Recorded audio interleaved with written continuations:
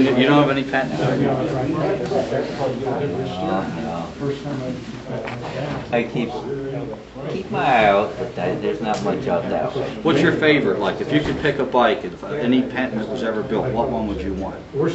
I bet you wouldn't guess. We made about 3 175s based on the sack motor lower end. That was my favorite motorcycle. Now, when you say 175, what top end was on it? The KTM? It was the KTM, the iron bore KTM black cylinder. Okay.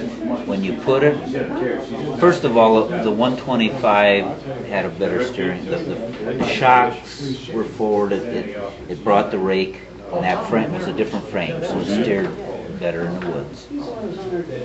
You put that cylinder on that B engine sacks.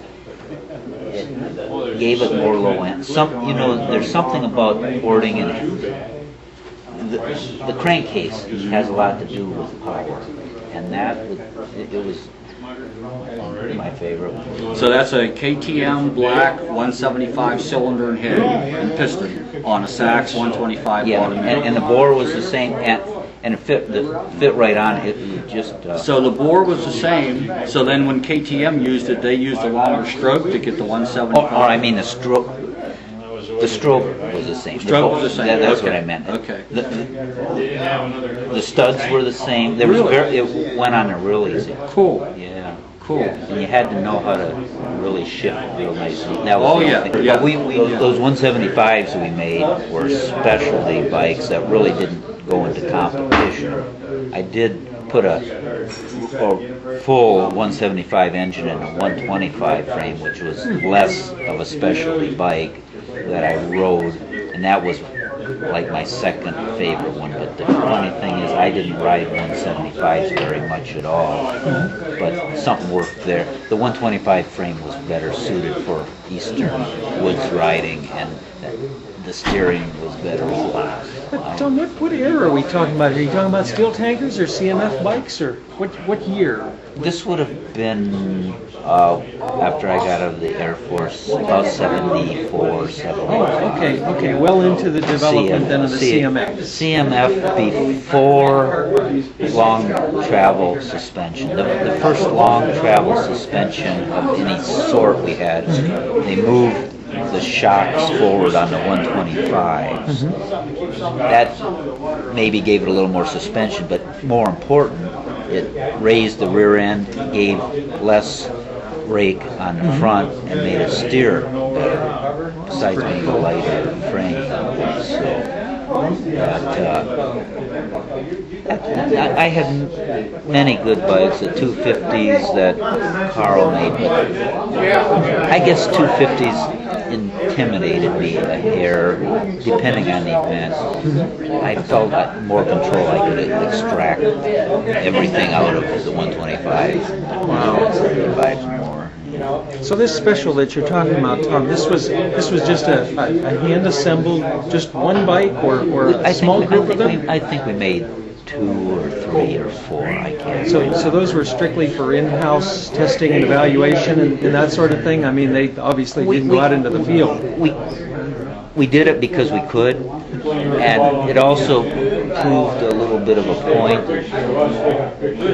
Tuning had something to do with the crankcase, not just the ports and the cylinder. And it was a more compact crankcase, and it changed the tuning and gave better woods performance. And the weight distribution at it was we said, what would happen? And it actually worked out good for us in the woods. Unfortunately, we didn't get too much cooperation, I think, from KTM in Europe. They had faster events. They laid out their geometry more for that. And we said, we had different gear ratios, different geometries that we'd like to try. And they said, either at that time, our share of the market had lessened. It wasn't worth it, or they didn't quite believe us, or something. But You yeah, gotta wonder what became of them. Where the bikes are now. Certainly they passed into somebody's hands. I mean, did you disassemble them, or? well, the last night, Jimmy Hollander got one, and Marcia McDonald. Marcia McDonald. And I think there was another one or two. Yeah, I don't know where they went from. How do you there. like that? Yeah. Did you ever record the frame numbers that they could be traced? No. That'd be kind of interesting, It wouldn't would it? be.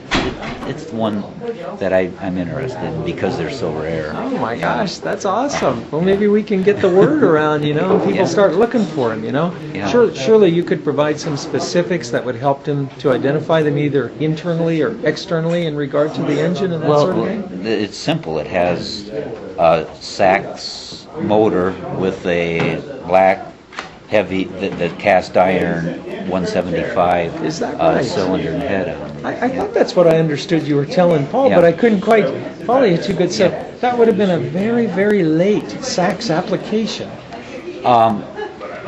I think it might have been only a year or two left of the Sachs engine. How about that? Yeah. That is really interesting. That would definitely stand out. Sachs bottom end and a KTM black jug and head, huh? Yeah. And now that you mentioned, did Carl build the pipes for those?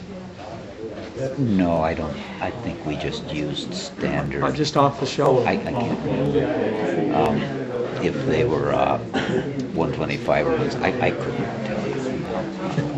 That is too cool, man. That's the first time I ever heard about those. Yeah. And that's all you, Tom. I'm telling you, that's.